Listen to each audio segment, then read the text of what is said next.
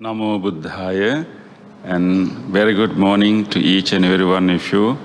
Thank you, Brother Leslie, for that introduction, and thank you for Buddhist Maha Vihara for inviting me. So this morning we are going to start a very important practice, a very important part of our spiritual journey.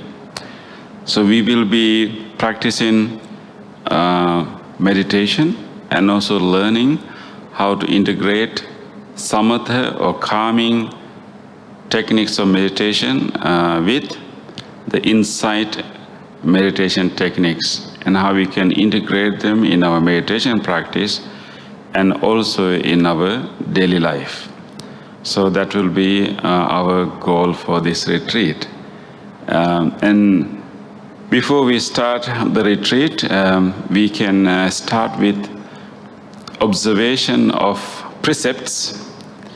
The precepts can guide us and help us to create boundaries of our physical and verbal behavior that can help us, support us in our practice. So we are going to observe 8 non-monastic precepts. It's not the normal ordinary 8 precepts that you will observe on full moon days. But these are also 8 precepts. 4 of those 8 precepts are related to speech. Because in order for us to have a successful meditation, we need to have a good discipline in our speech. So there are 4 precepts related to the speech. And we will observe them, and then we will do our recitation in order to orient ourselves for this practice. Okay, we are blessed to have the teachings of the Enlightened One available, so we can gradually practice and transform our mind and learn ways to live without suffering and peace. But it takes courage and takes strength. We also seek blessings from the Triple Gem for that strength. Because going against the current is not an easy thing. Because this current, this flow of the defilements, the flow of the ordinary mind is so strong. It has been flowing to one direction for so many years, perhaps for so many lifetimes, and it's not that easy to turn that current of water. Usually the current of the water of ordinary people flow towards different kinds of suffering. And we are slowly recognizing that flow, and then gradually turn that flow to go beyond suffering and to have deep contentment and peace. But turning this water, or maybe flowing against the current of the water, current of the mind, is not easy. But that doesn't mean that it is impossible.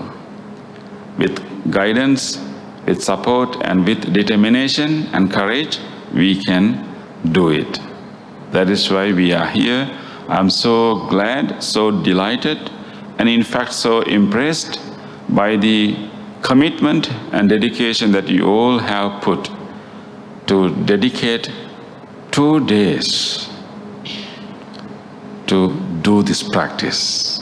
Give 100% of you to follow these deep teachings of the Buddha. And this is one of the best things that we can do in our life. One of the best days that we will of the year of the life, because we are giving all of us to this wholesome practice. So let us make a determination. I will make the best use of these 2 days, and I will develop my understanding, and I will develop my mastery of our own mind, and I will have deeper realization how defilements arise in our mind, and how I can weaken all the defilements and then how I can overcome all the defilements in the mind. That way we can live beyond suffering. Although there can be difficulties, although there can be discomforts, although there can be pains, they are not necessarily suffering. The discomforts, the pain, and difficulties are not suffering. Suffering is harder. Discomfort is not that hard. So we can learn to be with the discomfort, but without an agitated mind. So let us learn those techniques and then follow the teachings of the Buddha and live a peaceful life. Okay, talking about the strength and courage, in order to flow against the current of the water, we need the strength and courage. We need mental strength, and we also need physical strength. So therefore we need to take care of our body when we want to practice. But we need to take care of our body with giving us enough nourishments and also enough rest. But we have to balance it. Too much rest is not helping, and complete deprivation of rest also not helping. Too much food is also not helping, and not having food is also not helping. So therefore, in order to start our practice, you need some physical strength too. Therefore, we will have short break to have physical strength, to have a light breakfast. So before you go out, and let us make a reflection of the food, because you'll be eating outside for the breakfast. So let us remind ourselves, why you want to, eat this, and doing the food reflection. So let us make a wish that, let us remind ourselves, this breakfast meal I'm taking to support my body in order to practice meditation. This food is not for bodybuilding, not for any other forms of sensual indulgence, but to support this body to practice this Dhamma. And may all people and beings who are part of producing this food, people who cultivated this food, people who have transported this food, people who have cooked this food with care, and people who have donated this food to us, we are deeply grateful to all of them. And may all people and beings around the world who may be suffering from hunger and thirst, may they too have food and drinks. May all these hungry people and beings share our merits, and may they too have food and drinks. May all beings be free from hunger and thirst, be free from suffering. May all living beings be well, happy, and peaceful. Okay, with that, we will quietly stand up and have our breakfast. So remember the precepts. There are 4 precepts related to our speech. So be mindful of your speech and speak if it is only necessary. Otherwise, you can keep silent and watch your own mind. Yeah. Thank you. That things are experiencing in the world, and then you are reacting or responding to something. But what is happening in the middle is the most important thing. So meditation is helping us to pay attention to that. And that way we can start gradually to transform it. So that is what we are going to do. So it is happening while we are sitting. It is happening when we are even not sitting. But what we are going to do while sitting is actually develop this ability to observe, develop the sharpness of our mindfulness. Even when once you develop and sharpen the mindfulness, even we are not sitting, we are talking to someone, maybe we are saying something, we are doing something outside. So we can use the same strength, same sharpness of the mindfulness to see what is happening, right? So just like, in order for you to understand what I am saying, you have a lot of prior conditionings, and you may have different meanings to words that I am saying. You may know, I may have one meaning to one word, and you may have slightly different meaning to that word. Right? Even when I'm reading the chanting, I was thinking, I have no idea what these people will understand with that, because based on individual, conditionings, right? Of course, there are certain common things that we can agree with. That is how we can communicate. I mean, most probably you will have the same meaning to words that I'm saying, that I'm meaning, but there can be slight changes too. And recognizing that inner working is so helpful for us to realize sometimes how we can be fooled by the things around us. Actually, not really the things around us, but how we interpret and color it. And therefore, it's so important that we learn this, inner working. So in order to, help you to understand, maybe I'll start with, we can start with the practice of calming the mind. And then our goal today at this retreat is to learn both calming techniques and also insightful techniques, and learn how to integrate them, and even outside of the meditation. But in order to learn some of the insight techniques or vipassana techniques, we need some calming of the mind. We need some settlement of the mind. So in the morning hours, we will try to learn those practices, calming of the mind. We will do some body awareness meditation, the being aware of our body, and from there we will try to practice mainly a metta meditation as a way of calming our mind, as a way of actually redirecting the flow of our current of the water.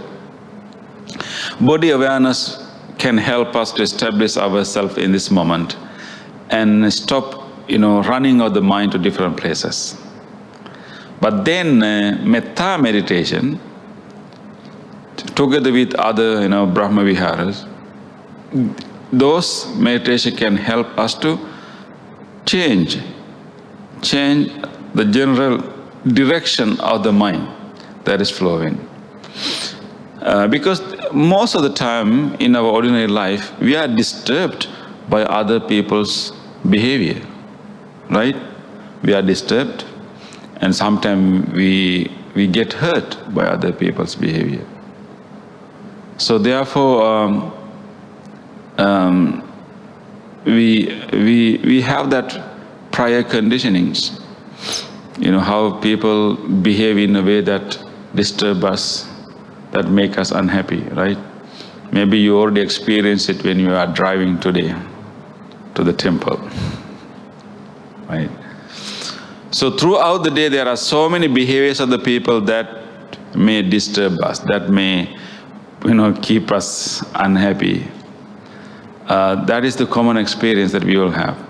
And as a result, we have a certain attitude about people, certain, idea of people. Definitely, not everyone is wise, not everyone is skillful. Therefore, living with other people is always challenging and difficult. But what metta meditation is doing is actually helping us to understand that everyone is suffering. Everyone is suffering unless they are enlightened. And everyone is suffering. Everyone is vulnerable to their own habitual patterns. Just like we talk about the black box, not many people are aware or skillful to learn the inner processing. Therefore, they are all, vast majority of the ordinary people are victims of their own defilements, victims of their own habitual patterns. So when you have deep realization of that, instead of blaming the person, we just develop some understanding and some empathy and some compassion about everyone who is a victim of their own habitual patterns and defilements. Without guidance, they will repeat those behaviors and they will repeat generating suffering for themselves, and unfortunately they will also create suffering to others too. So metta meditation is helping us to realize it and also develop deep empathy. And that empathy and that wish of well-being, and then empathy and also wishing well-being, that wish of well-being is actually making our mind calm and peaceful, and also help us to later to relate with those people who act unwisely at times.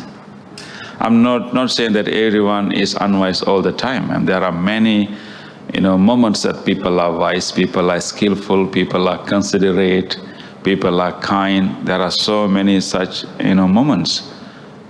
But there are also moments that they are not wise and skillful. So even when we encounter such moments, recognizing the inner agitation and then develop empathy or develop compassion towards the other person. And we also need to understand that inner agitation or disturb and hurt occurring in our mind is not really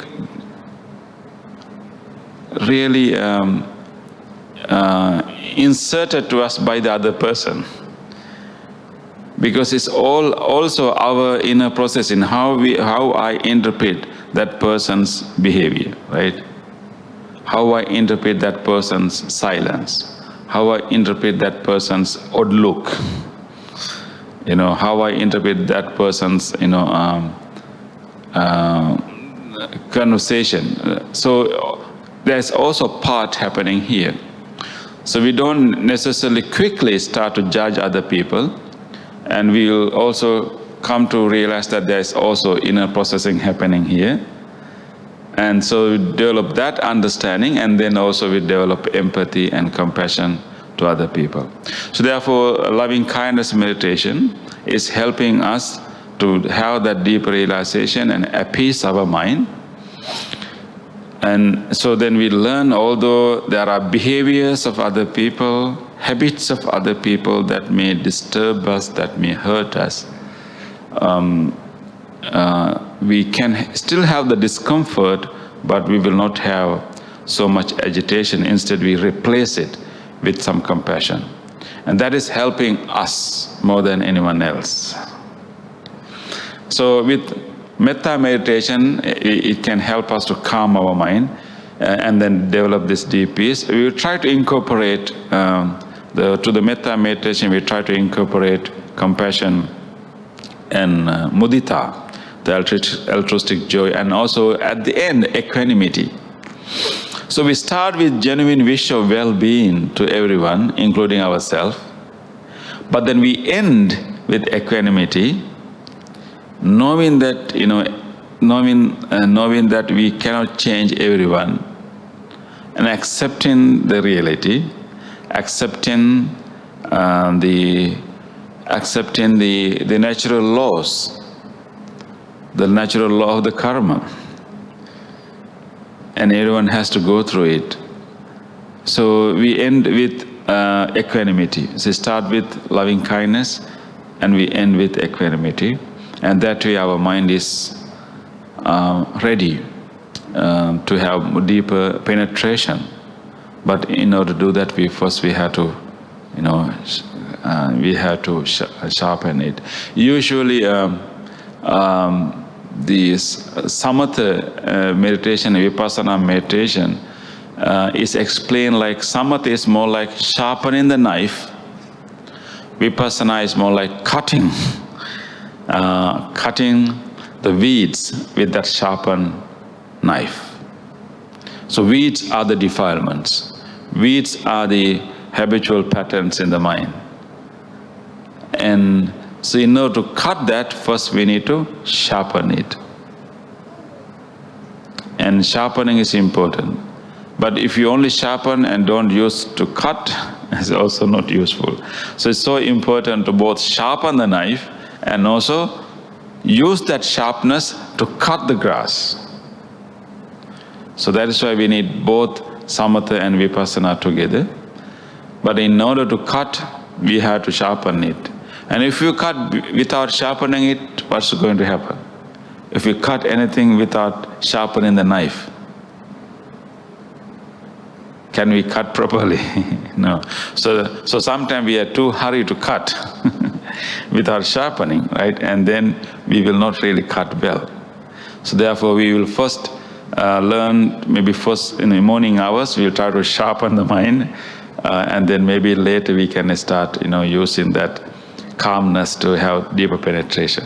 Okay, so let us start our practice, and we are going to do some body awareness meditation to develop some awareness of the body as a way of preparing for meditation.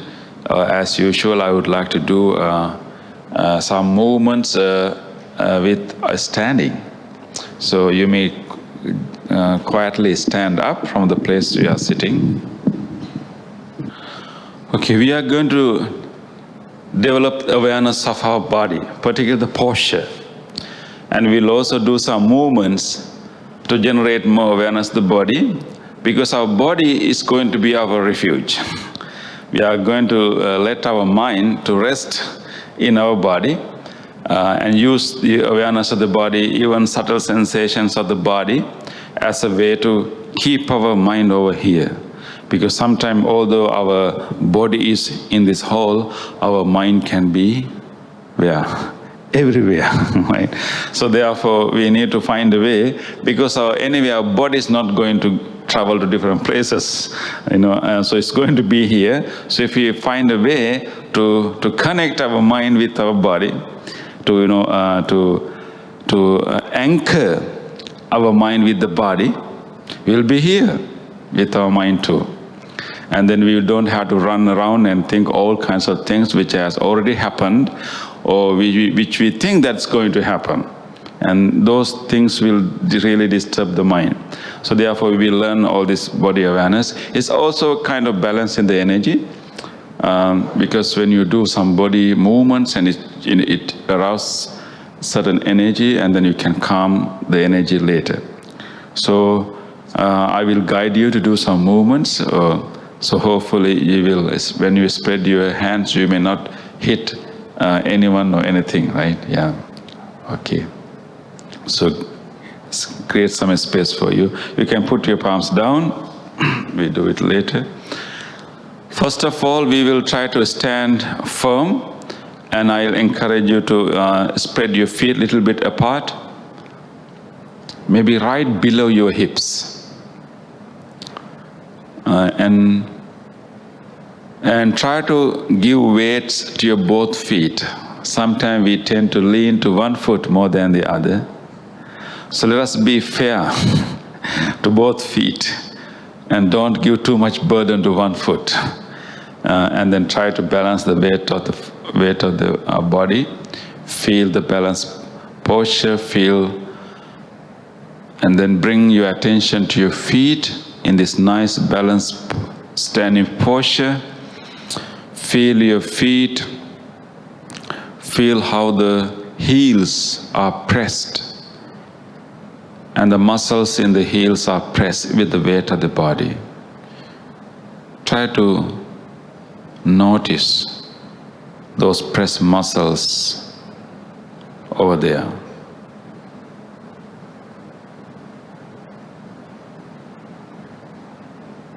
And then gently come to the front part of the feet and feel that muscles in the front area, how those muscles are grabbing the floor, just touching the floor or pressing against the floor.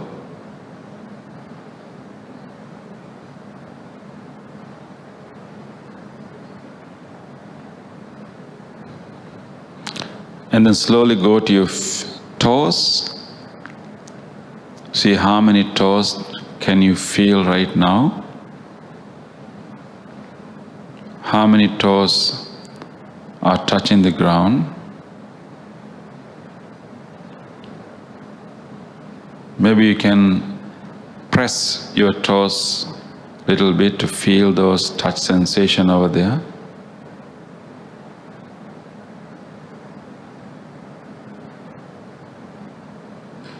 With this awareness of the feet, acknowledge that I'm standing right here. Acknowledge the stability, groundedness in this posture.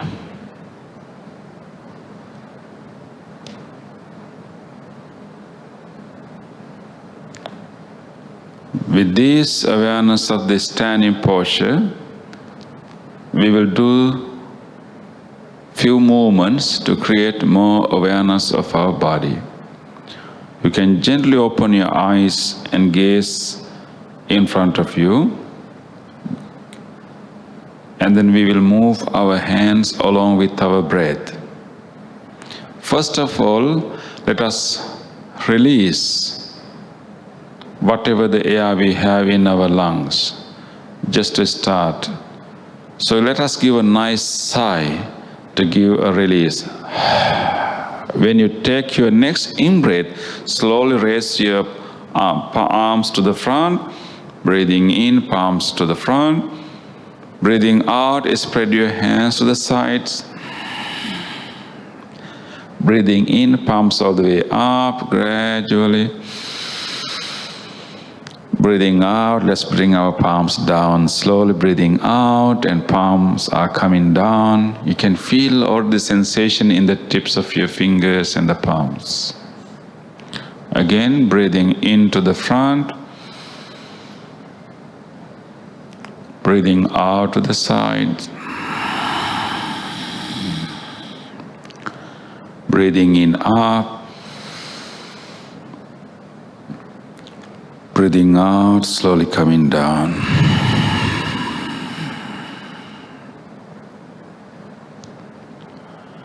Again, breathing into the front. Breathing out to the side. Breathing in up. Breathing out, slowly coming down. One more time, breathing into the front, breathing out to the side, breathing in up, breathing out, slowly coming down. Okay, now relax, let your hands hang by themselves. Take a moment to experience subtle sensations you can feel throughout your arms. As a result of that movement, you may still have some residual sensations in your arms, in your palms and the tips of the fingers, those tingling sensations. Those muscles are settling back. Try to feel them all. And be in your body, right here and now in your body.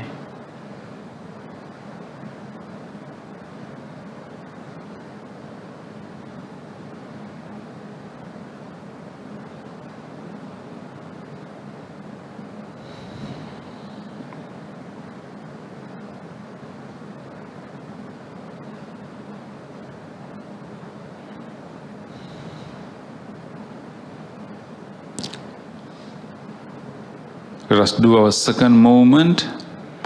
This time we will only raise our right hand.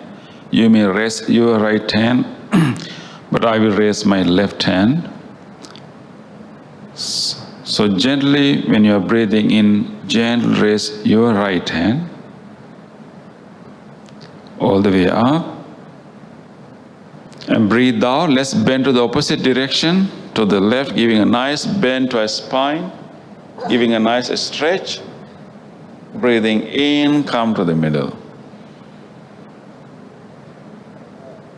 Breathing out, let's go back and give a nice stretch.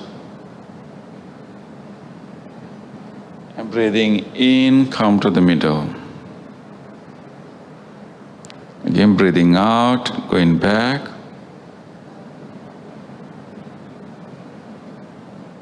Breathing in, come to the middle. One more time. Breathing out, going down. Breathing into the middle. When you breathe out this time, let us now bring our arms down slowly in full control, feeling all the sensations throughout the palms and the fingers. Let's do the same to the other hand.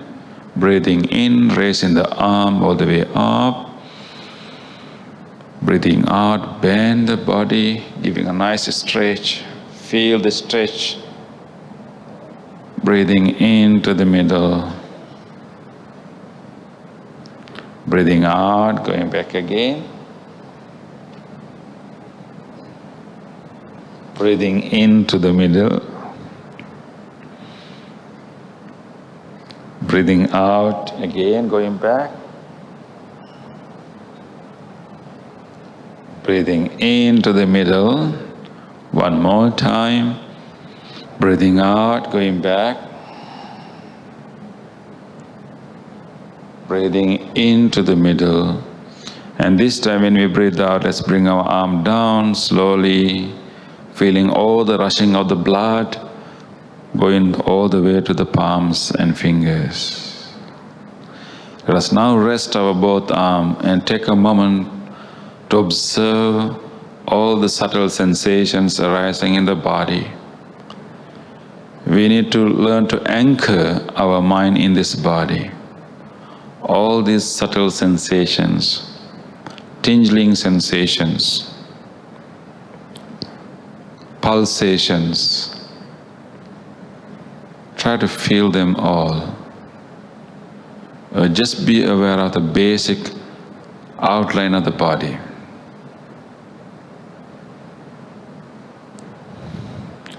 Be in your body.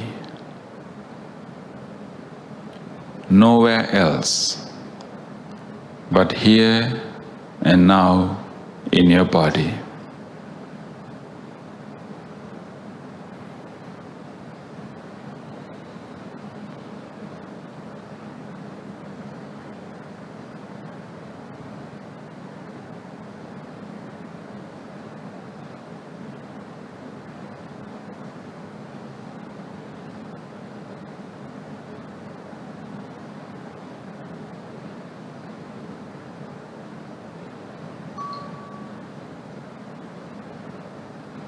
Let's do one more movement, and this time we will try to stretch our arms.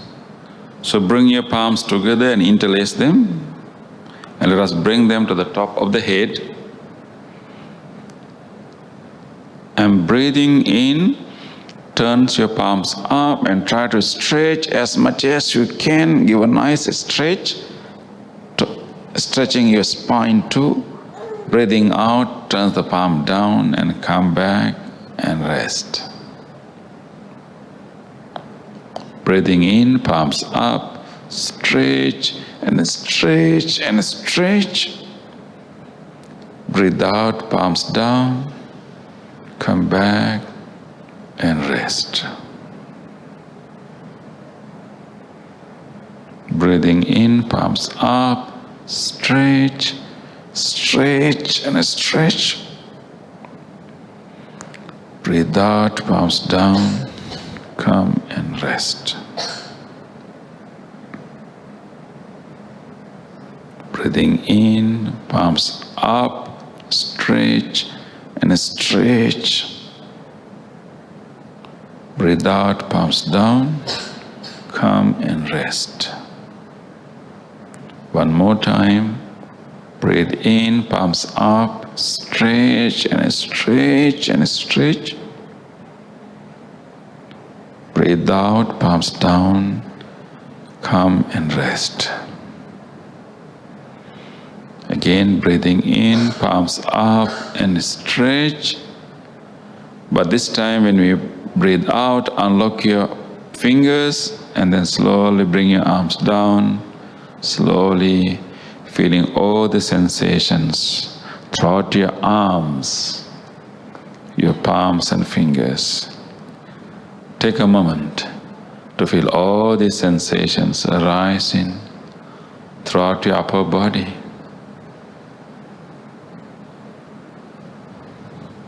Feel them all.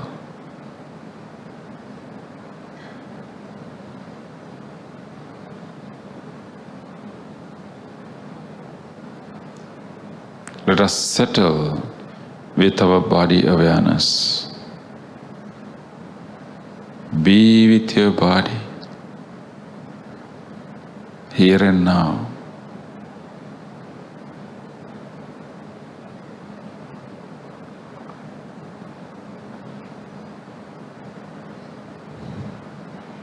With this awareness of the body, we will now slowly start to sit down and try to maintain the awareness of the body even when you are sitting down. Pay attention to your walk, pay attention how you bend your knees, pay attention to the touch sensation of the body, and with full awareness of all the physical sensation, try to sit down. With this awareness of the body, let us now enhance our awareness of the sitting posture, maintaining this wholesome wish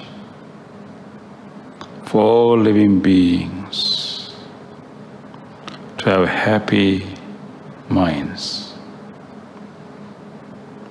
We will now gently bring our attention to breath. With every breath, we will wish well-being to all beings.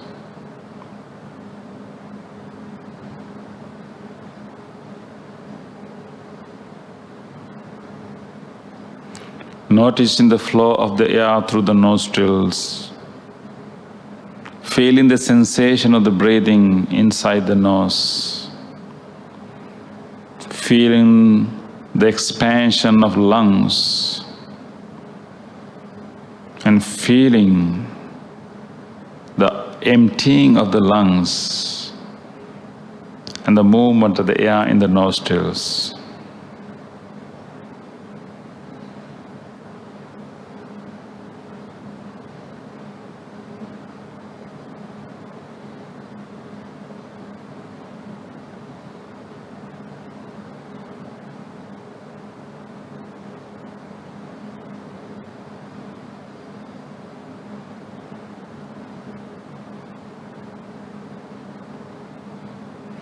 Breathing in, may all beings. Breathing out, be well and happy. Breathing in, may all beings. Breathing out, be well and happy. May all beings be well and happy. May all beings be well and happy. Breathing in, may all beings. Breathing out, be well and happy.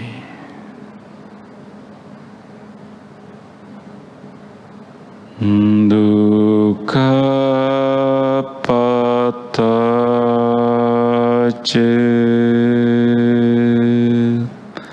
Nidukkha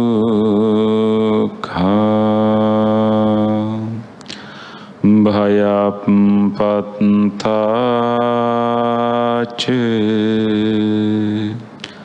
nibbhaya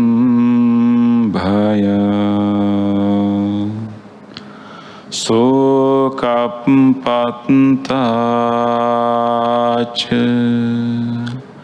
nisoka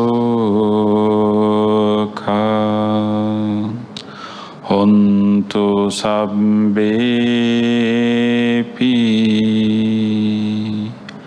panino.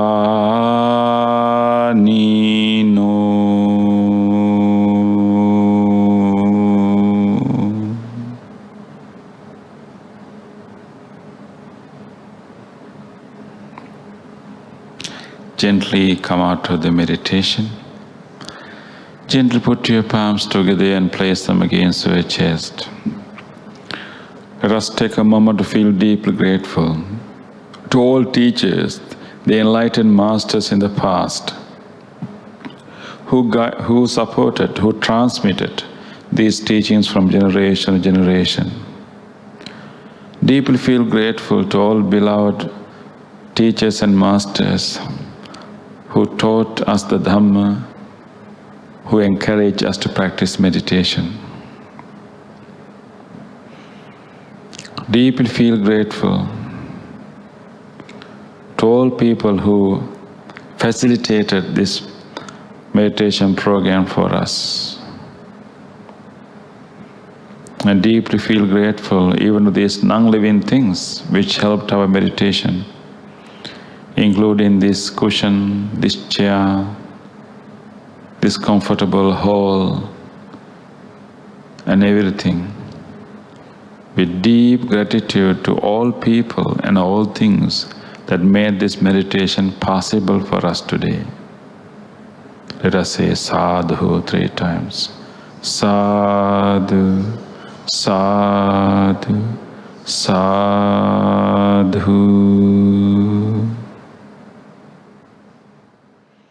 Sing Samatha and Vipassana.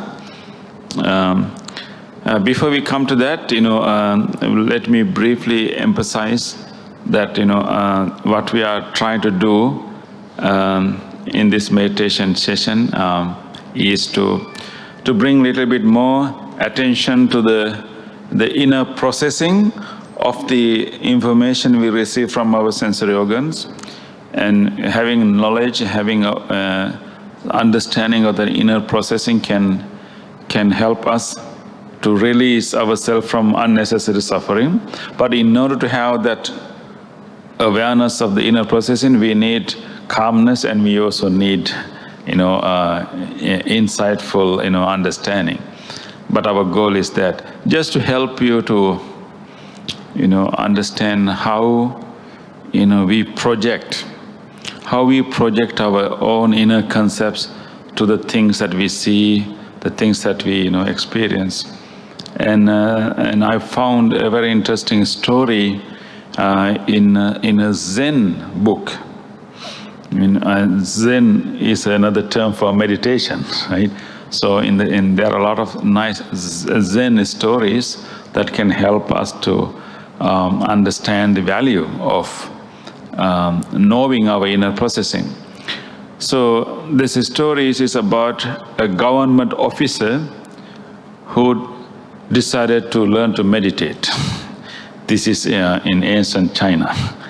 So he decided to learn to meditate. So he heard about a famous Zen master. So he went all the way to that monastery and informed the master that he would like to learn meditation. So the master appointed an assistant monk to teach him meditation. The government officer was not very happy about it. He thought that, I'm an officer from the government, so the big master should teach me, not the assistant one. But he has to simply follow the program, follow the plan. So the assistant monk started to teach him. Initially he taught him how to sit.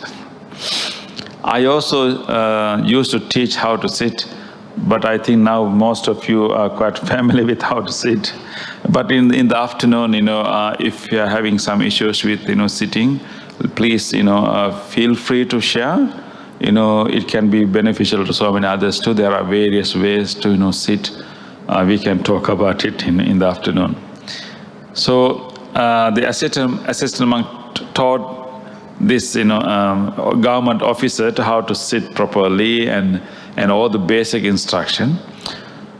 So he followed those instructions very nicely. He managed to, keep his upper body upright and nice. And then they had the first session of meditation.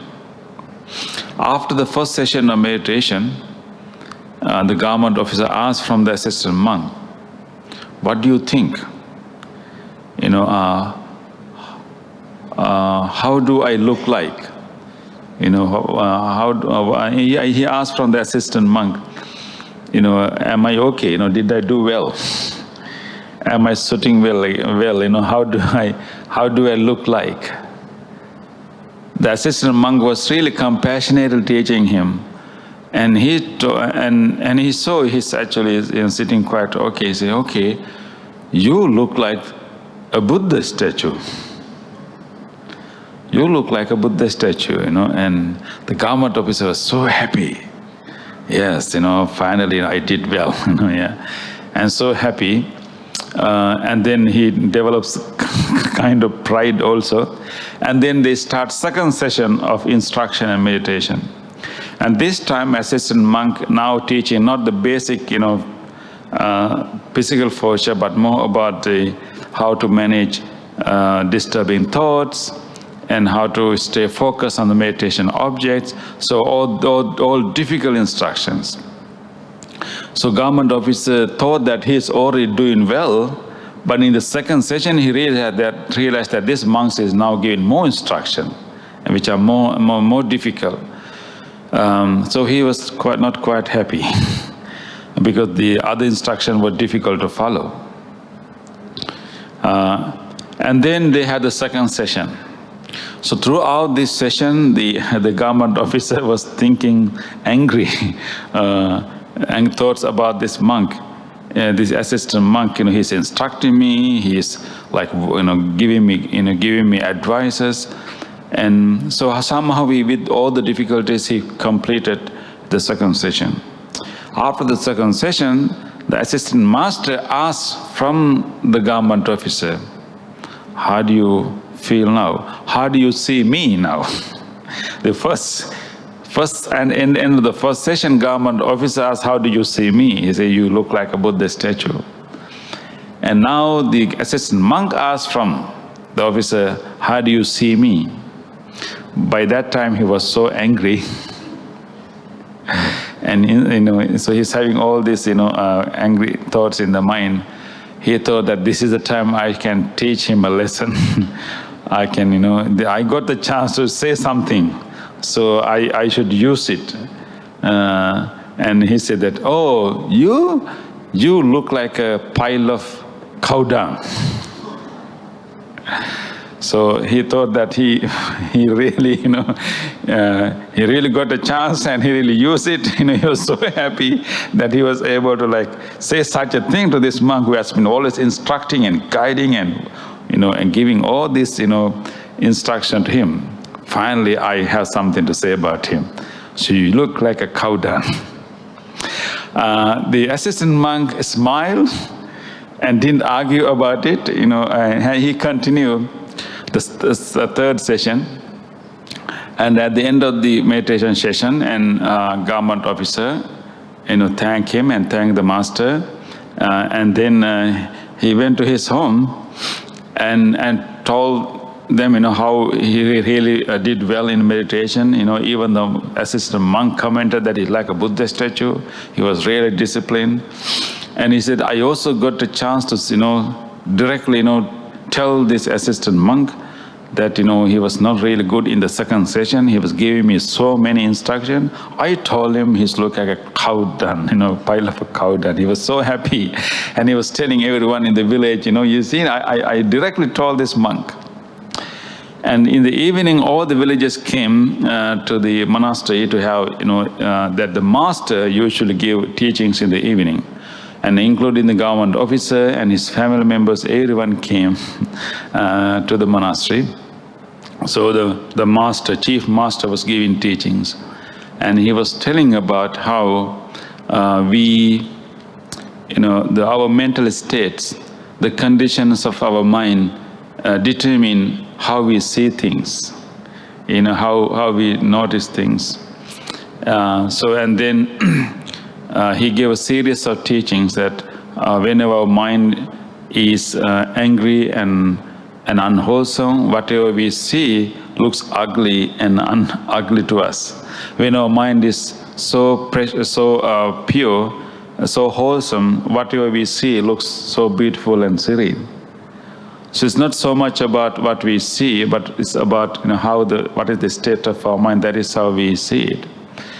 And then the sister of the government officer was sitting next to the officer and told him, you were boasting and going around and saying that you won the argument, and you really taught a lesson to the assistant monk, but actually you got it all wrong. According to this master's teaching, and the assistant monk was so compassionate, had his mind full of good thoughts. That is why he saw you as a Buddha statue. Because his mind was full of those wholesome qualities. And you saw the assistant monk as a pile of cow dung, not because anything wrong with the assistant monk. With all the while, what was in your mind was dirt. And all the cow dung. That is why you saw the monk as a pile of cow dung. So you haven't really ridiculed the monk at all. You yourself, revealed, what was the nature of your mind by, telling the monk that you looks like a pile of cow dung. So this is really happening in our life too, right? How when we go through our lives, sometimes we look at people, right? We blame people, we ridicule people, Most of the time, those judgments that we are making of other people, largely, they are coming from our own mind. And definitely other people also have their own, habits and own patterns of behavior. But our judgment about them comes from our perceptions and our conditionings. So that is why knowing the inner processing can be so insightful, so helpful. First, not to be fooled by them and recognizing them, and then understanding that whatever value we give to anything or anyone, or whatever the ugliness or whatever, what is the opposite of value? What is the opposite of value? Whatever value we give to other things is coming from the mind, and whatever also, maybe we can call it disvalue, whatever ugliness, or whatever distaste that you see in other people and other things also largely coming from our mind too. I'm not saying that there are, differences outside. There are pleasant sensations, there are pleasant experiences, there are wiser, skillful people, compassionate people. There are also unpleasant situations, and also there are also difficult people. But our experience of them is largely determined by our states of the mind. So therefore, that is why it's really important to bring awareness to that inner processing and not to be fooled by them. And that will lead us to have deep understanding and dispassion at the end, a true letting go. Yeah. So coming to that, based on that, then we will move into this discussion about how to balance Samatha and Vipassana. In our traditional meditation practice, you may have heard this term, Samatha meditation, Vipassana meditation, quite often. And in traditional meditation monasteries, we teach these two forms of meditation. But in the teachings of the Buddha, in the suttas, in the preserved discourses of the Buddha, The term samatha and term vipassana occurs very, very rarely. When you read a sutta, you don't find vipassana, you don't find samatha. But definitely there are practices that can be categorized as samatha. There are practices that can be categorized as vipassana. But these specific two terms rarely occurs in the suttas. But this is one of the rare sutta where we find term samatha and vipassana in the suttas itself. But that doesn't mean that there are not such two approaches to meditation. Definitely there are two complementary aspects of the meditation, which we call nowadays samatha and vipassana. But these specific terms occur rarely in the suttas themselves. We will read that sutta where we find that two terms here. But when we read in the suttas where we find guidance for our spiritual growth, and Buddha usually talks about how we can develop mindfulness, and from there how we can develop samadhi or calmness, stillness of the mind, and then how we can use that samadhi or stillness or focus state of the mind to have knowledge, to have deeper realization. So terms used in the suttas is sati, samadhi, and then jnana dassana, knowledge and vision. Knowledge and vision, and as a result, vimutti or release. So, but samadhi can be equivalent to samatha, or samatha are the practices that will lead us to have some level of samadhi, some level of tranquility. And definitely we need, these both aspects of meditation in order to progress in our meditation. So let's see how these two things are related to each other. So this is a sutta we find in the Anguttara Nikaya, in the numerical discourses. It's called Vijja Bhagya Sutta. Vijja is the clear knowing, or knowledge and vision. And so in order to have that vision, we need two practices. These two qualities have a share in clear knowing. Which two? Samatha and vipassana. When samatha is translated here as tranquility, when tranquility is developed, what purpose does it serve? The mind is developed. And when the mind is developed, what purpose does it serve? Passion is abandoned. When the insight is developed, what purpose does it serve? Discernment is developed. Panya. And when the discernment is developed, what purpose does it serve? Ignorance is abandoned. So we can see these two approaches to meditation is actually handling two important defilements in our mind. The samatha types of meditation is handling the passion, the raga or the lust or the craving, more like an emotional aspect, passion. Passion is the Pali term is raga, which can mean craving, greed, all that kind of grasping, that is passion. So some of the forms of meditation is helping us to tackle, to counter, to manage the passion, the greed, craving, the emotional part. And the vipassana, the insight, is helping us to overcome ignorance, or which means blindness. So it's more like the knowledge part. We have emotional part and we have knowledge part, right? So as human being, we have emotions and we also have thinking and knowing and learning, right? So we have two aspects.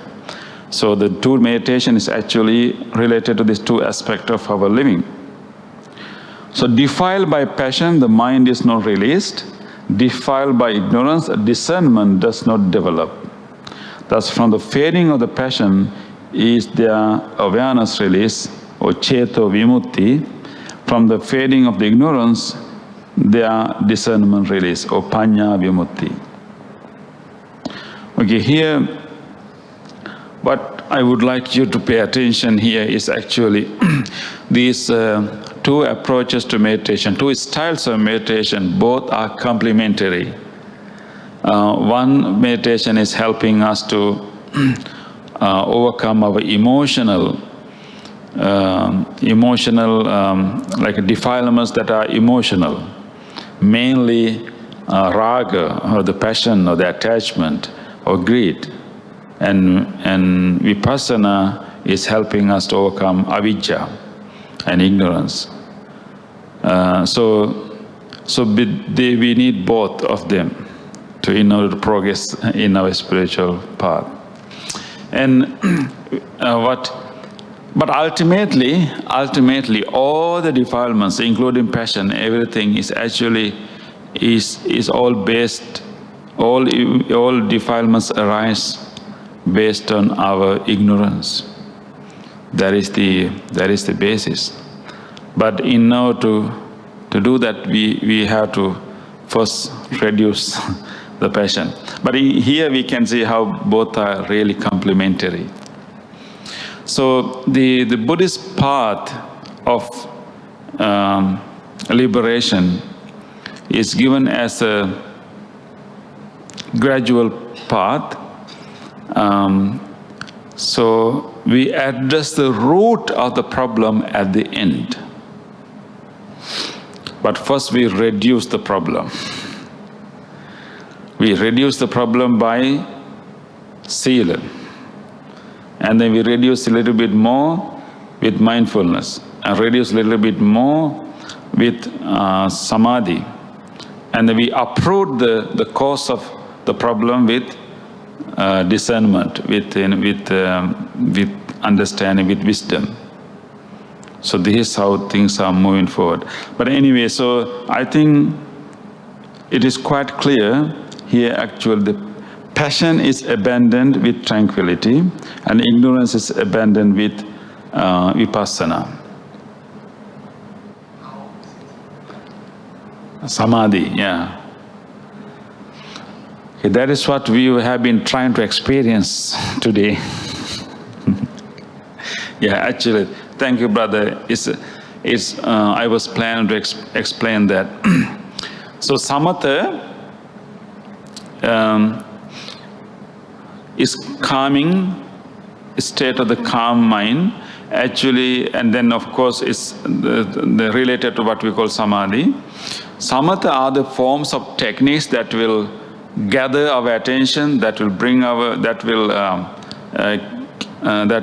gather and collect our attention and help us to stay calm and peaceful and stable. And we need an object to pay our attention to in order to gather our attention. Usually our mind is going from one object to other, always, traveling. So we purposely select an object that we are ready to rest our attention on. So we will select loving kindness, we will select breathing, we will select, qualities of the Buddha, or we select a mantra, or we select, one object. So instead of having so many objects one after the other without having any goal, any orientation, we select one object, or maybe not, sometimes not the object. Like for example, for loving kindness, it's the feeling of, like a feeling of the loving kindness, that in emotional feeling, or sometimes the breath. So we select one object, and then we use that object to rest our mind, and then we try to remove other objects from the mind. And as a result, what's going to happen is actually in the state of samadhi, or the samatha, is what it's really doing is actually helping us to overcome or bring our mind to a state where we don't have any hindrances. So samatha is actually the absence of 5 hindrances. I think then I had to explain what are the hindrances. We all know about that, right? Yeah. So the real samatha, real samadhi is actually the state of the mind that our mind is completely free from 5 types of hindrances, including the passion, right? So we know first one is kama chanda, right? So our the sensual desire for sensual pleasure. We all have a constant desire to indulge our senses. We always looking for something to indulge, always. So that's like a constant yearning, and people think that that's the way to be happy.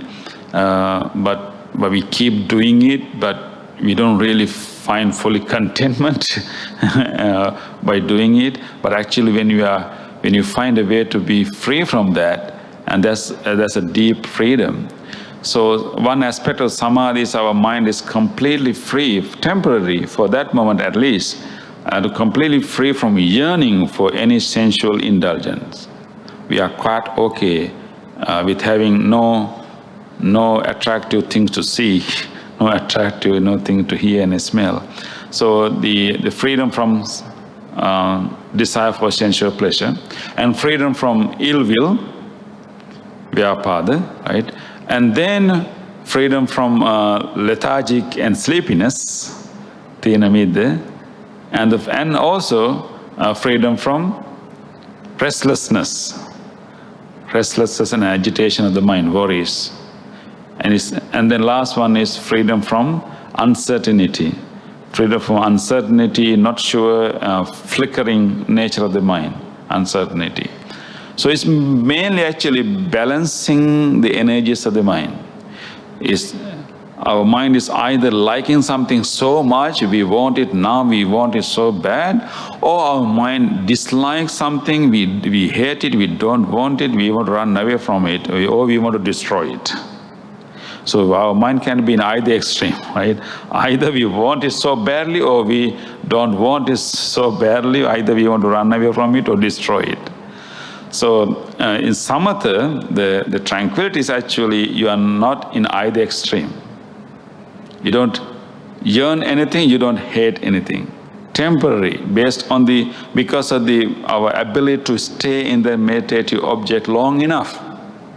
And we come to a point that we don't have any more yearning or desires. We also don't have any more resentment.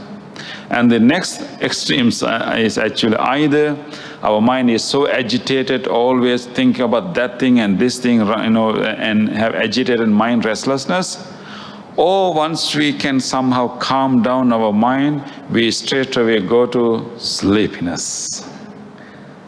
Complete sleep and lethargy, right? So those are the two other extremes. Either we are restless, agitated and, want to fight or whatever, or we are completely, sleepy. So, and then based on our effort, constant effort to focus our mind on the meditation object again and again with some arousal of energy, we come to a point that we are not in either extreme. We are not lethargy or sleepy. We have some energy, we have some enthusiasm, some interest, but it's also not like a restless and too much fluctuation of the mind. So we come to that stable position.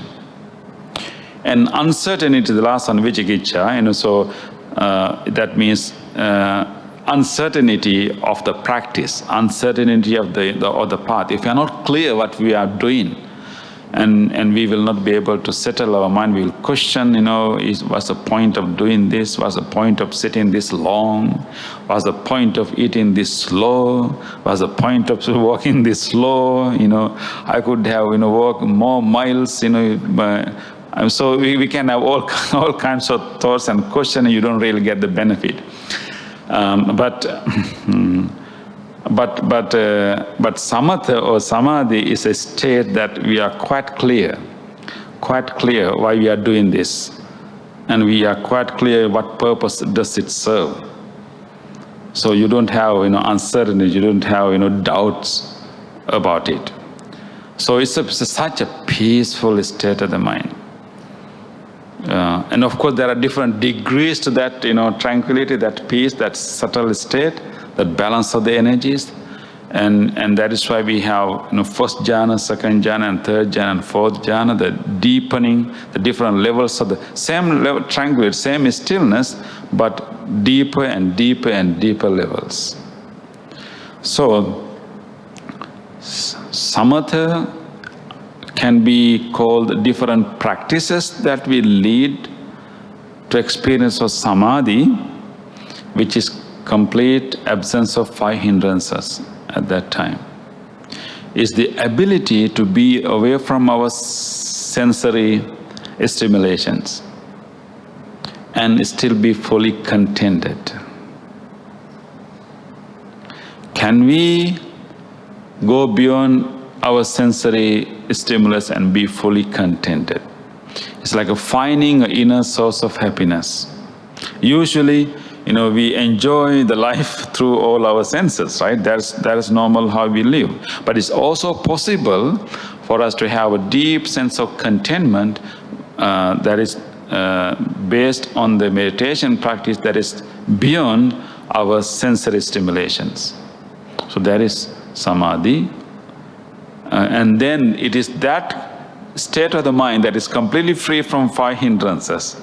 Now it is so sharp, so settled, then we can see things as they really are. Otherwise, it can be biased with desire for sensual pleasure, or biased with desire biased with resentment or anger.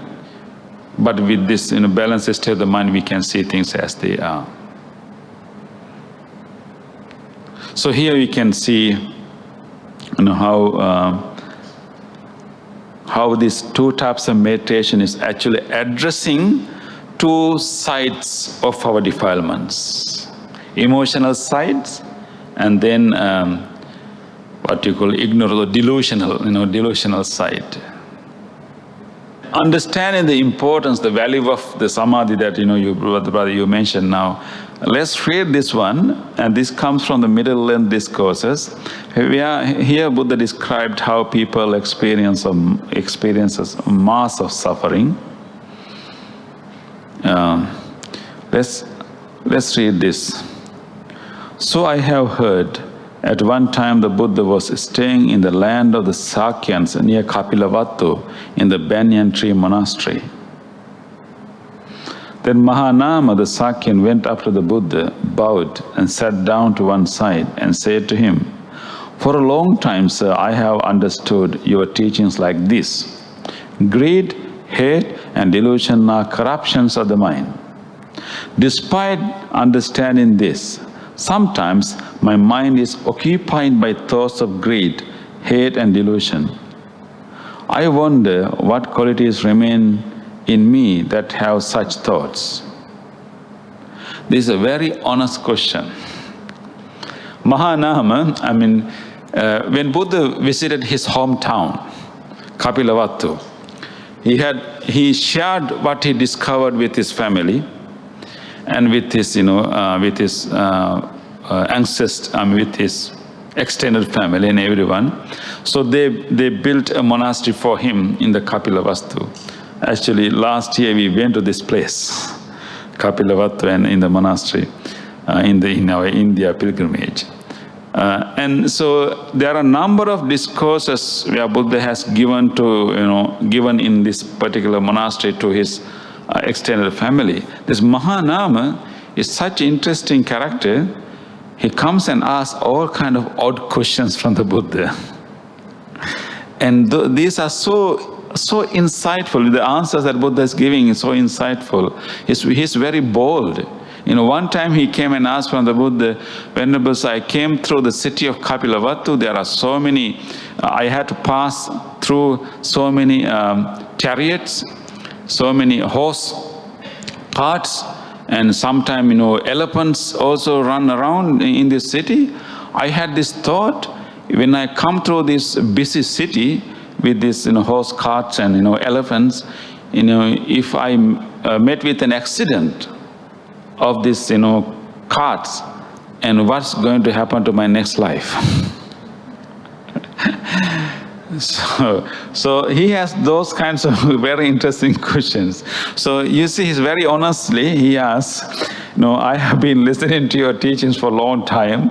I have already understood that greed, hatred, and delusion are the corruptions of the mind. I know that they are bad. I know that they are not helpful. They are not skillful. These things, bring suffering. And I know that. But despite understanding this, sometimes my mind is occupied by thoughts of greed, hatred, and delusion. Isn't it the same condition that we all are in, right?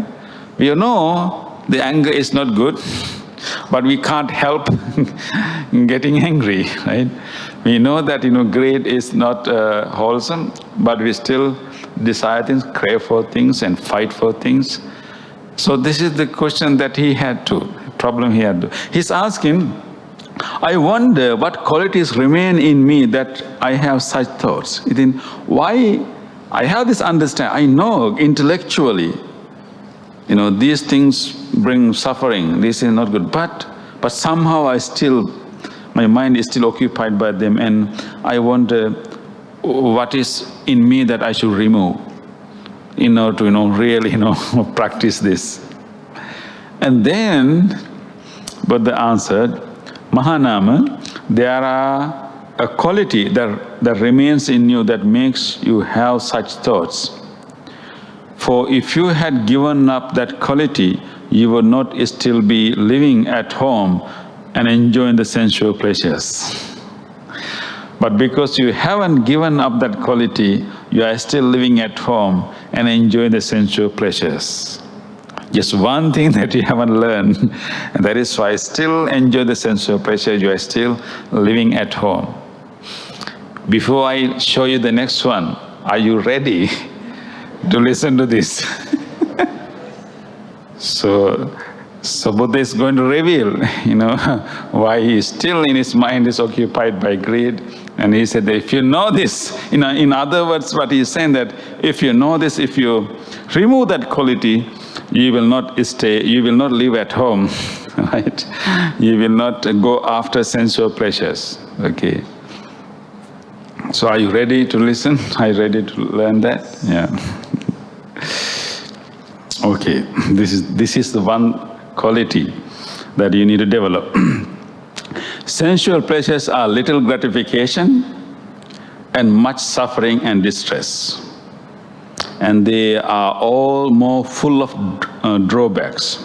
So Mahanama, even though a noble disciple has clearly seen this with right wisdom, as long as they do not achieve the rapture and bliss that are apart from sensual pleasures and unskillful qualities, or something even more peaceful than that, they can return to sensual pleasures. But when they do achieve that rapture and bliss, or something more peaceful than that, they do not return to sensual pleasures. Okay, let us discuss what is this, right? So Buddha first said that sensual pleasures give little gratification, but much suffering and distress, and they are all the more full of drawbacks. So Buddha said that yes, sensual pleasures we have some gratification, but little gratification, very little. But it comes along with much suffering and distress. Again, I remember Bhante Pemaratana. Bhante Pemaratana, he's actually 97 years old now. 2 years ago, we invited him to come to our Buddhist center. He stopped traveling outside, but out of compassion he came, and he gave a very brief talk in our center. I remember clearly he said about the sensual pleasures. He said that when you indulge in sensual pleasures, you get some satisfaction and gratification, but you get, along with it, you get a lot of other distress and suffering, and he said that you buy one, you get two free.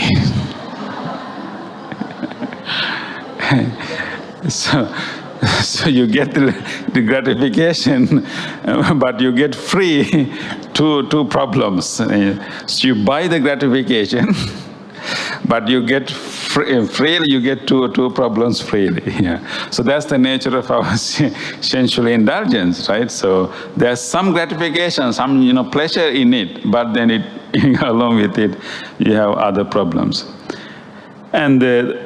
And what Buddha said, that even though a noble disciple has clearly seen this with right wisdom, but as long as they don't have direct experience of rapture and joy, we briefly discussed this in the morning too, as long as someone has not really directly experienced a deep bliss or rapture that are apart from sensual pleasures, they somehow go after sensual pleasures. What is meant by the Buddha here is actually meditative joys. Meditative joy. Actually the joy we experience in the jhanas. Piti and sukha. This is what Buddha is saying, that rapture and bliss is piti and sukha.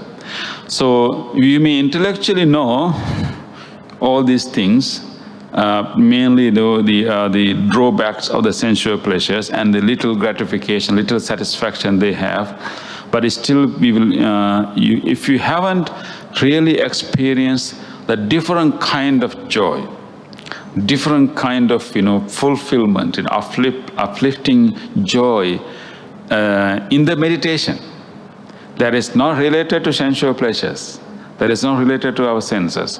Unless we have a direct experience of that kind of joy, you will definitely return to sensual pleasures, because that's the only pleasure that you are aware of.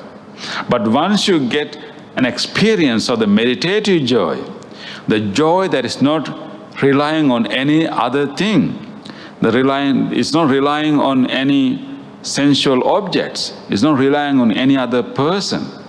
For us to have enjoyment of sensual pleasures, we had to rely on other people. Other people have to support us. Other people should be willing to indulge with us, and all other conditions had to be fulfilled. We had to have enough resources. So all the other sensual pleasures are all relying on other people, so other things. So that is not. We are not sure whether we get it or not. But the meditative joy, the joy that we experience in the meditation is not relying on other things or other people. It's inbuilt. It's right here, but we have to discover it. It's rather than an indulgence, rather than an excitement, it's more like a freedom from all the agitation. It is a bliss, it is a rapture, but it's not like a exciting kind of, rapture, happiness. It's more like a peaceful state. Peaceful state, and once you experience it, it felt so serene, so peaceful, and having a sensual indulgence almost sounds like a disturbance after that. You may have some of that experience, during this retreat. Our goal in this meditation is to, experience that inner joy. And when you do loving kindness meditation, and at the beginning when you say, may all beings be free from, suffering and be well and happy. Sometime at the beginning, you may simply repeat it. But you keep repeating it, and sometimes there can be a point you really feel it, and you really, really wish all people to experience some ease, some comfort. And once you feel it, it's a joy. And if you maintain your mind in that state long enough, and it can produce more relaxation, more joy, more upliftment, more fulfillment in the mind. and we stay in the meditation without much talking, and then we experience silence in walking meditation and sitting meditation, we begin to understand the joy, the blissfulness in silence. And so as a result, maybe, and then you experience that joy, and sometimes we go home, sometimes things that we used to enjoy and sound like a little disturbing because we have experienced more deeper joy, deeper peace in the meditation.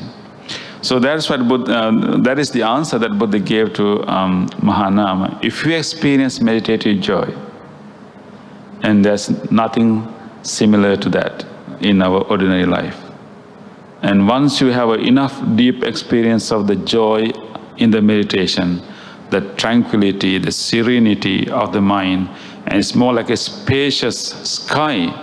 You experience that, that kind of spaciousness in the mind. And meditative joy is also related to body. It's not only felt in the mind, it's also related to the body. And if you keep practicing, you will come to a point in when you experience piti and mainly sukha. When you come to experience sukha, you almost lose the feeling of the body, and the weight of the body. Usually, all the time, we have a kind of weight of the body. We have to carry the weight of the body all the time. Even when you sit down, we have the weight of our shoulders, how we have to always adjust our back. And also tightness of the muscles. But when you go into this deeper state of calmness, and you lose the burden of the body, the weight of the body, you feel such a free state, almost like you feel yourself like a piece of cotton, something like that. And it's extremely peaceful, and every cell of the body, and you have that a peaceful experience. And once you experience that, and no pleasure can defeat that. So, and then of course you will come, you come out of the meditation, you will engage in other things, but you will not give much value to food. You will not give much value to music. You will still, do those things, maybe with other people, but you will not waste so much time on this, and you will not, take a lot of burdens to do that. Of course, this may not be very correct thing to say in Malaysia, where you enjoy so much variety of food. You drive miles and miles and hours to eat your favorite dish. But once you experience meditative joy, you may still enjoy the food, but you not make like a half a day trip to eat a dish. Yes. Anyway, so that's the answer that Buddha gave to Mahanama. That reason that we return to sensual pleasures, and return to, and of course, return sometimes even to fight with other people to have sensual pleasures, that is we haven't gone beyond our intellectual understanding. You haven't really have a deep experience of meditative joy. If you have that, you will not go after them so much.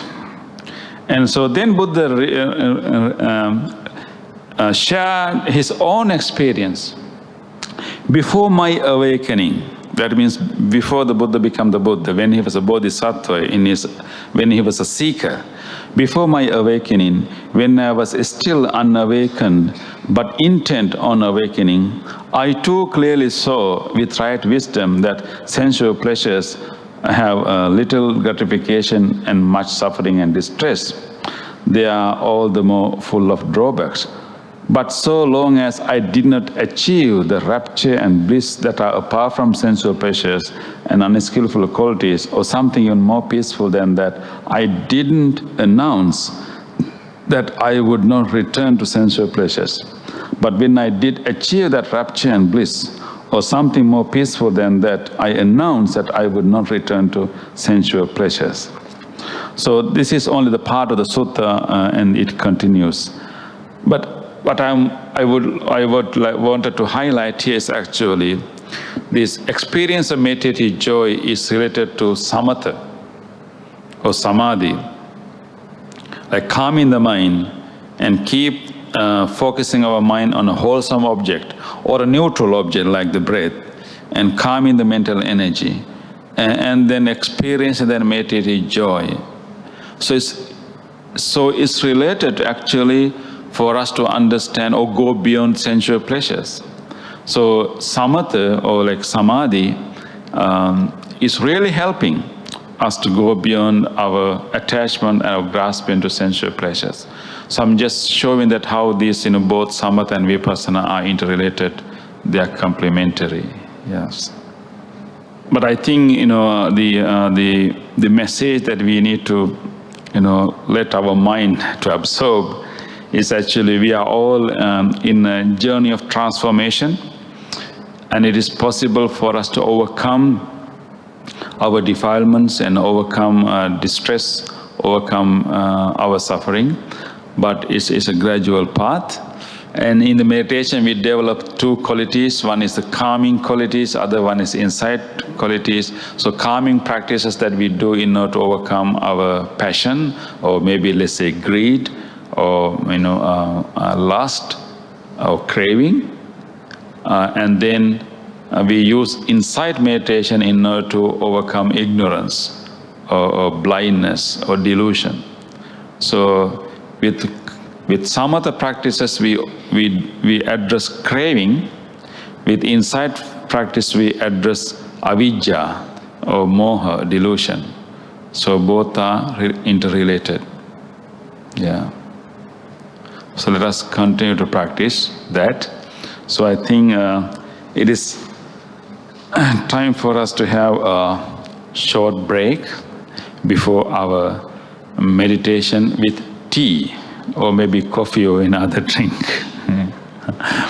So have a short break and grab your tea or coffee or any other drink, and then please come to the hall with the tea. Yeah. Yes. Thank you. Sadhu, sadhu, sadhu.